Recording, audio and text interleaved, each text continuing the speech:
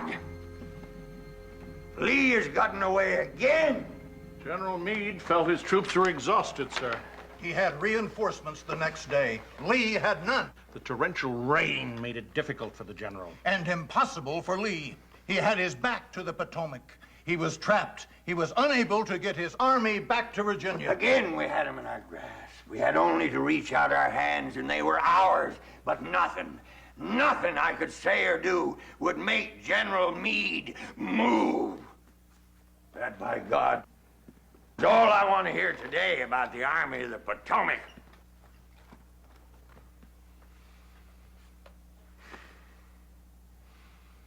The victory at Gettysburg seems so hollow now.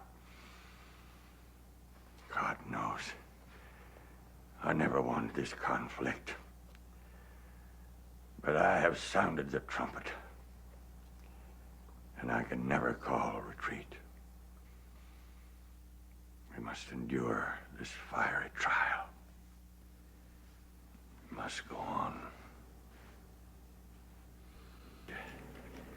I still need a hell for leather, General. We can't go on this way, savaging each other to make more widows and orphans.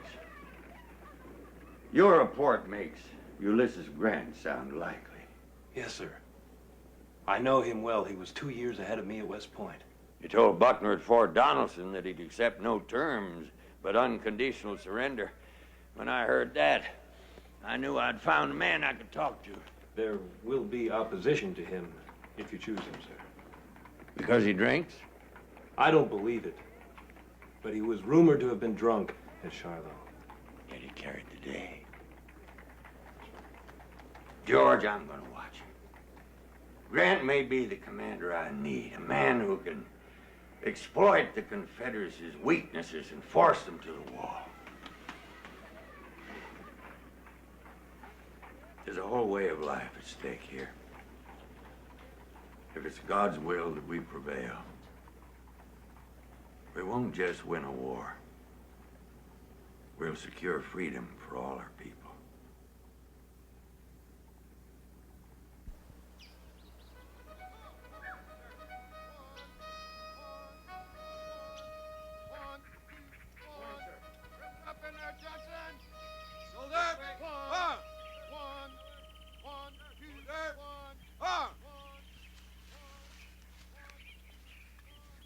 General Grant. Hey, tell me you're from Washington, Colonel. I'm tired of them hounding me. If I see fit to keep my soldiers warm by issuing 2 pairs of long johns, then it's nobody's business but mine or theirs. Yes, sir. I'm not from the Inspector General's office. President Lincoln asked that I speak to you privately, sir. All right, let's keep it tight in there.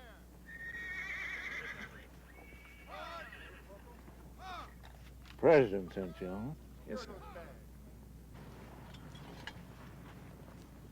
The president thinks that you're the man to end the war sooner by winning it. He wants a general like Robert E. Lee. I don't blame him. Lee's the best soldier on either side. I often wonder if he remembers me from Mexico. Well, I'm sure he knows your name now, sir.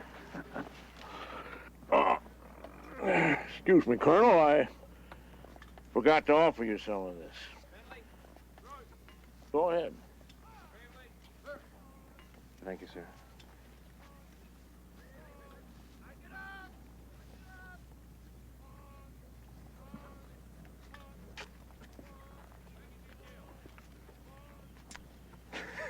Apple cider, sir? You know, I'm not near the drinker some people would like to believe. Well, maybe you should know that those rumors have reached the ear of the president.